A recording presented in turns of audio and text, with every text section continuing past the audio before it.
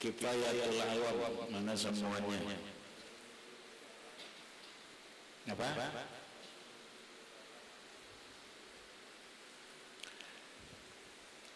Bismillahirrahmanirrahim. Qala al-musannifu rahimahullahu ta'ala wa dalilu wujubil kalami lahu ta'ala qauluhu ta'ala wa kallama Allahu Musa takliman faqad asbata li nafsihi kalaman wal kalamu yata'allaqu bima yata'allaqu bihil ilmu minal wajibi wal jaizi wal mustahili lakin ta'allaqal ilmu biha ta'alluqa inkisyafin bima'na annaha munkasyifatun lahu ta'ala bi ilmihi wa ta'allaqal kalamu biha ta'alluqa dalalatin bima'na annahu law kushifa 'anna al-ijabu wa sami'na la sami'na al-kalama al-qadima la fahimnaha min wa dalilu wujubil kalam bermula dalil wajibnya bersifat kalam bagi Allah Ta'ala. Ya Allah. Kenapa? Karena agama itu butuh dalil. Kali lagi dicatat qala Imam Ali karramallahu wajhah, berkata Imam Ali, ad-dinu dalilun wa aqlun wa burhanun. Ad-dinu agama itu dalilun dibangun dengan dalil, wa aqlun dan akal, wa burhanun dan bukti.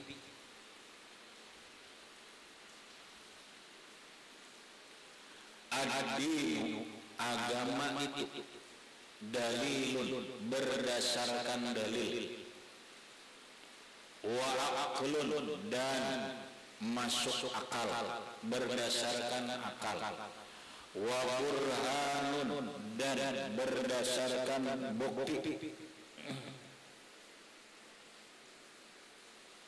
Maka ketika agama itu kadada dalilnya, maka kada bisa agama itu diterima.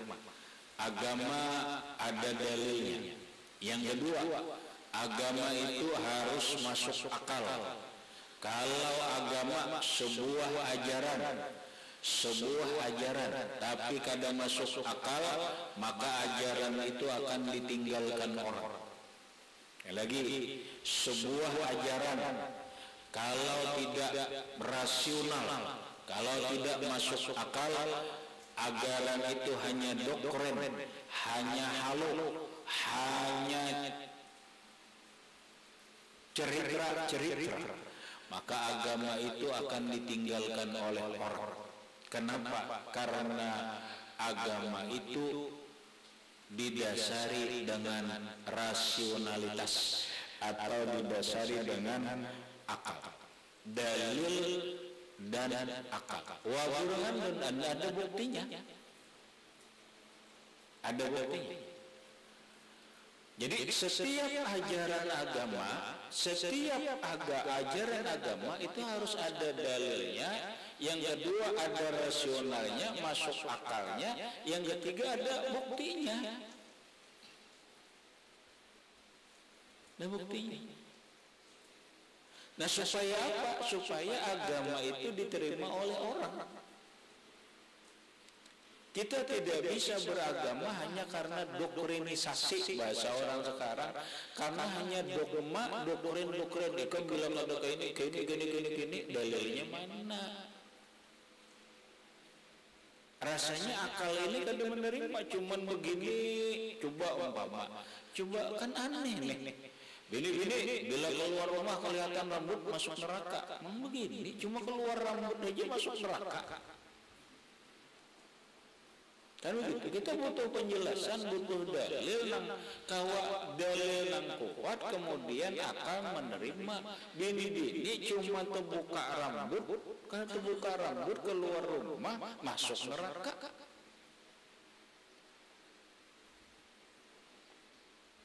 Omar rasa kejam banget, beragama gitu rasa kejam banget.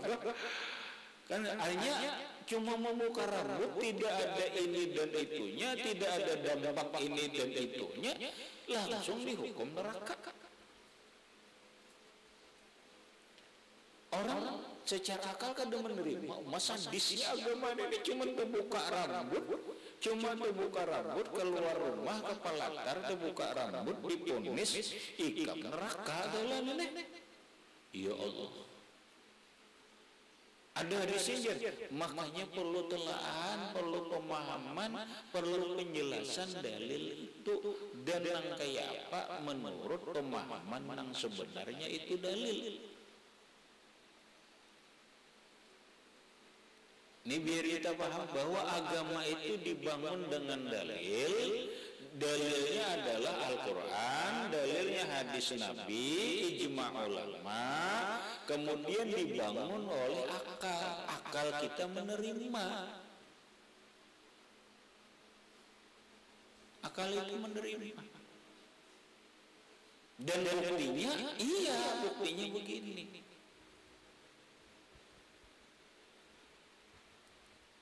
Nah, lalu di dalam kita belajar tauhid, kita butuh dua dalil, ya kan? Untuk menjadi sebuah keyakinan. Ketika orang dalilnya cukup, orang akan yakin. Apa dalilnya? Satu dalil nakli, dua dalil akli. Apa itu dalil nakli? Yaitu dalil Al-Quran atau hadis Nabi. Yang kedua dalil akli, dalil menurut akal. Nah, ketika dalil naklinya ada, dalil akalnya ada, kita terima menjadi sebuah keyakinan kita, maka menjadi sebuah akidah kita. Beginilah ketika kita belajar sifat 20, ketika kita belajar tentang ketuhanan, tentang keyakinan. Beginilah ketika kita belajar akidah.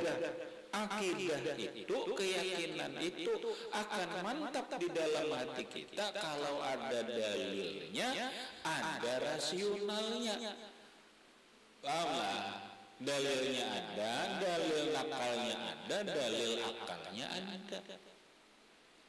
Nah, sekarang dalil wajibnya Allah berkata-kata.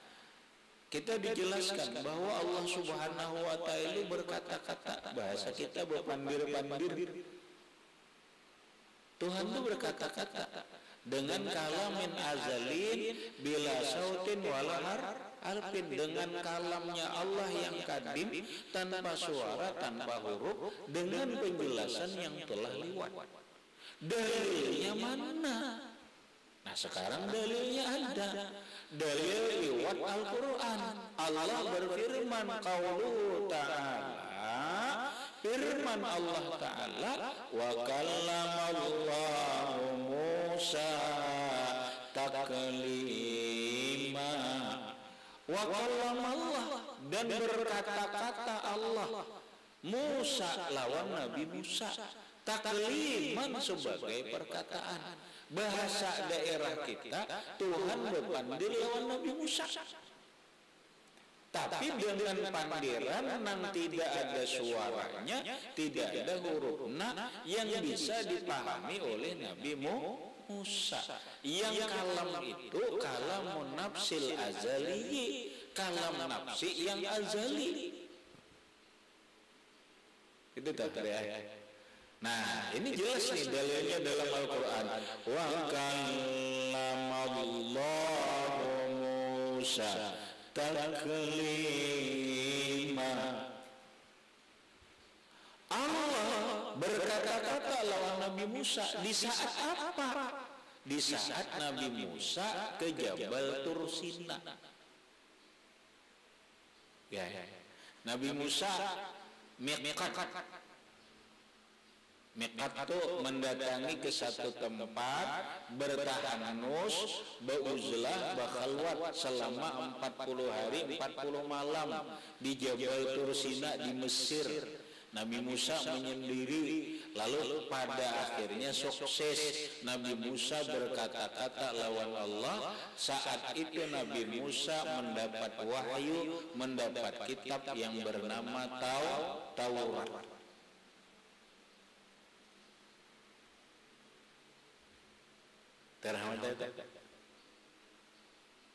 Nabi Musa nih bepandir lawan Allah Ta'ala, berkata-kata lawan Allah Ta'ala di saat beliau di Jabal di Gunung Tursina di Mesir, setelah melewati proses khalwat selama 40 hari 40 malam. Pada akhirnya sukses.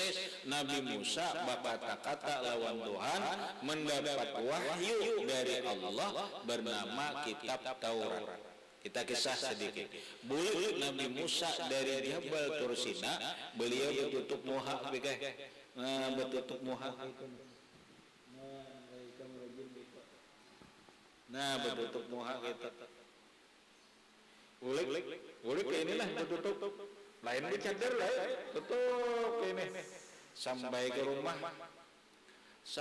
rumah bini Nabi Musa yang bernama Sapura. Katakan dong, bini Nabi Musa itu ngarannya Sapura. Kayak orang ngaran di kampung Sapura aja, ngaran itu ngaran bini Nabi Musa gitu. Nah, bini Nabi Musa yang bernama Sapura bingung melihat laki datang bertutup. Ini ada apa gerangan suamiku tersayangku? Ada Rolah, nah itu ayah bertutup hari rumah, lalu jer Nabi Musa yang wuyunya kari yang ngeri Rolah yang ayahnya asuhan bibi baru jer Rolah mendengar ya lawan Abu Bini ujar bini Nabi Musa yang bernama Sapura. Sidin jabat suamiku Jepang, wahai suamiku Musa, iksyif wajhaka, kenapa pian bertutup muha buka pang? Itu bahasa bahari, bahasa warini yang kenapa pian datang bertutup muha, ada apa gerangan? Itu tah buka pang, berana je Nabi Musa nih, umur pian jaga demiran ulun. Buka bang, ujian Nabi Musa, aku ngalih membuka. Ada apa gerang-gerangan ngalih, ujian Nabi Musa membuka. Kadang apa pian sayang kalau ulun bini pian juga kalau ulun nenek. Kadang siapa-siapa juga kita aja berduaan di dalam rumah. Masa kadang mau membuka muha? Begitu falam maka syaka Musa wajhahu, membuka Nabi Musa berkainan. Nah, betul dong ini dibuka oleh Nabi Musa. Yatala'la nurun fi wajhihi. Muha ini bersih. Auratnya hebat. Begitu Sapura melihat wajah Nabi Musa begitu bersih bercahaya, ghasyat pingsan. Takjub melihat laki ini hebatnya bersih.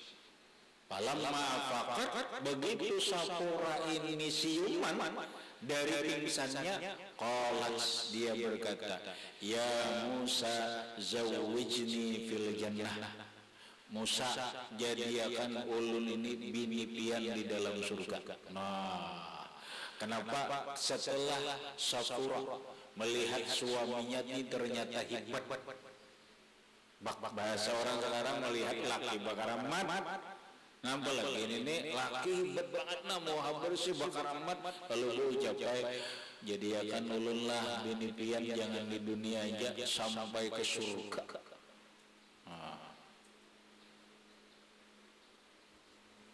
Nyorang mau terpisah rawadai mau jadi pisah, lakinya ke surga, bininya ke neraka. Mau bininya ke surga, lakinya ke neraka. Mau juga laki ke surga, bini tadinya kada ke surga dibawa oleh laki masuk surga. Mau juga sama-sama ke surga. Mau juga. Itu. Lalu ujar Sakura, ya Musa, zawijni fil jannati. Musa, jadikanlah aku istri sampian di dalam surga. Ulun jadi bini pian di surga lah. Jangan di dunianya jadi bini sampai ke surga. Nanggai kita juga akhirnya nak kawin. Kita lah ajar suami istri ini sehidup semati kada. Sedunia akhirat. Kehendak. Ujar Nabi Musa, ayuha. Tapi ada syaratnya. Nah, ini dulu. Kawa kada bini-bini dulu. Ini hadis serawadai. Kawa dulu. Aja Nabi Musa, ikam jadi biniku di dalam surga, tapi sebuting syaratnya. Allah tatazawwaji ba'da mauti. Bila aku mati, ikam jangan kawin ke lain. Sangguplah ikam. Bila aku nih mati berdahulu, ikam jangan kawin ke lain, jangan kawin lawan laki-laki lain. Ikam jadi biniku di dalam surga. Inilah yang salah satu hadis Nabi. Ketika Rasulullah ditanya, Nabi bersabda, az-zaujatu li akhiri zaujiha. Seorang istri itu ikut suaminya yang terakhir. Jadi bini-bini itu bagus banyak laki. Asal mati laki kawin, asal lama payah kawin ya. Nah lalu seorang istri dia ikut suaminya yang terakhir. Kada tahu laki pertama pemabuk, laki kedua penjudi, berduit tapi pemabuk, penjudi, laki ketiga minum obat, laki keempat terdapat pondokan. Maju pondokan aku dapat sisanya aja lah. Iya Bapak, tapi sisanya nyaman.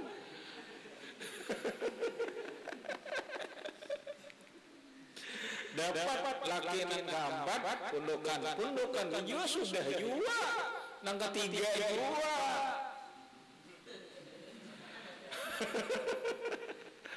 Nah lalu nang pondokan ini membawa kebaikan. Bocap ulunlah jadi akan bini-bian di surga. Ujar nang laki pondokan ini juga asal ikam jangan kawin ke lain. Bila aku mati inggih ulun kada kawin, mati kawin ikut suami. Al-mar'atu li akhiri zaujiha, itu salah satunya. Perempuan itu ikut suaminya yang terakhir. Perempuan itu ikut suaminya terakhir. Ini satu riwayat. Walaupun ada riwayat lain juga rahmatai. Seorang perempuan bertanya kepada Rasulullah sallallahu alaihi wasallam, "Ya Rasulullah, jika perempuan itu banyak laki tapi nang kada cerai kada mati, lain cerai, kalau cerai itu putus. Ini mati, ini umur 15 kawin, umur 20 mati laki, andong malu lagi dah kawin lagi, umur 25 mati lagi laki, kawin lagi, umur 30 mati lagi, kawin lagi, sampai diisi laki 7. Jadi macam-macam nih 7. Burung pipit ada, pipit kau ada, burung apa lagi, cakokor ada, burung dara ada, macam-macam juga burung apa?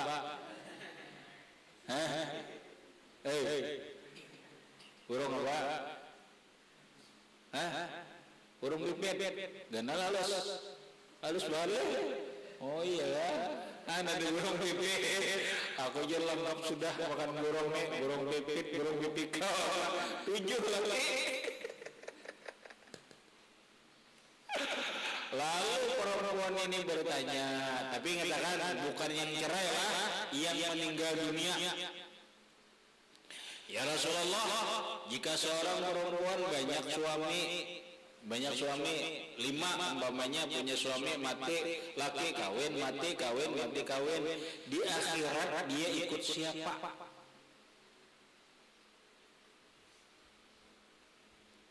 Gitu Rahman, di akhirat dia ikut siapa? Rasulullah menjawab, ahsanuhum khuluqan. Ujian Nabi, ikam memilih aja undang empat nang mana, nang paling baik ikam umpat aja. Boleh aja memilih, makanya bini-bini baik banyak bila mati laki kawin aja. Nyaman gina di akhirat tinggal memilih, aku ini umpat laki nang mana.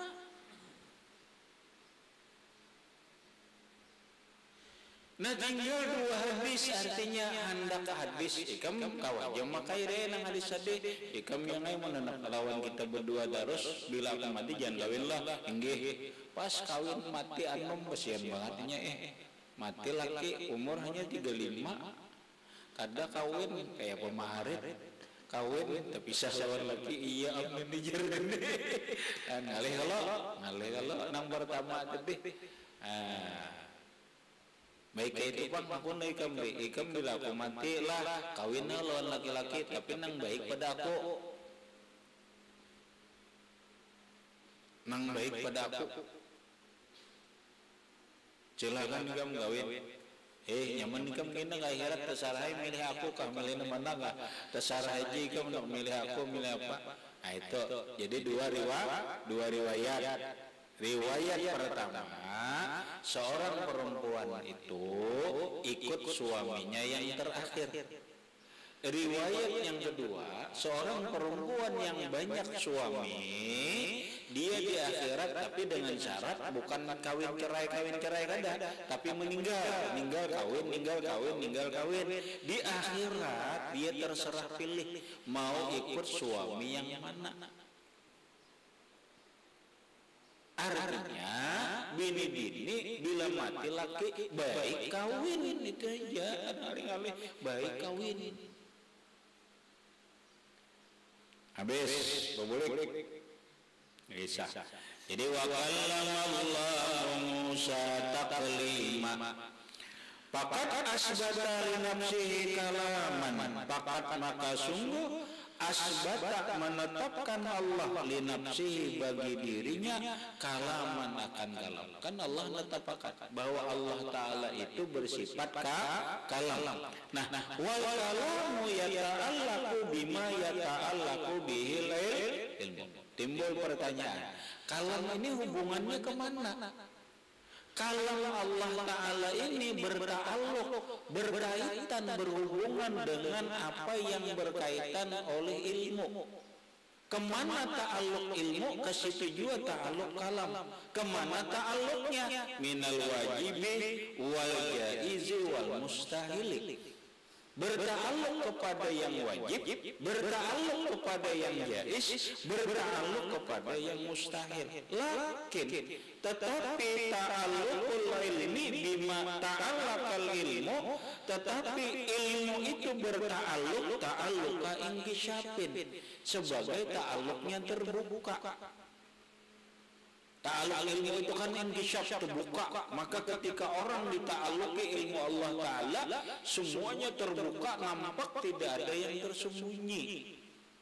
Di makna anna mungkasyifatun lahu, bahwa maknanya terbuka bagi Allah Ta'ala semuanya, tidak ada yang tersembunyi sedikit jua pun. Wal ta'allaqal kalamu biha, sedangkan ta'alluq kalam, nah itu ta'alluq dalalatin, ta'alluq dalil bimaknahu, dengan makna lau syifa'anal ijabu, jikalau dibukakan kita dinding tirai penutup dari hati kita. Kita akan melihat kalamnya Allah, sami'na kalam. Kita akan mendengar kalamnya Allah al-qadim, nang tanpa suara, tanpa huruf. Kita nih hati kita nih, jika dibukakan oleh Allah Ta'ala, kita akan mendengar kalam Allah tanpa suara, tanpa huruf. Kita bisa paham dan kita paham akan. Ini dalil nakli. Dalil akli sudah dijelaskan, maka dua dalil cukup. Dalil naklinya ada, dalil aklinya ada, maka menjadi sebuah keyakinan. Yakin kita dengan ainul yakin, yakin kita dengan hakul yakin bahwa Allah Ta'ala itu bersifat kalam yang maknanya berkata-kata, dengan kalam nan azali, tanpa suara, tanpa huruf.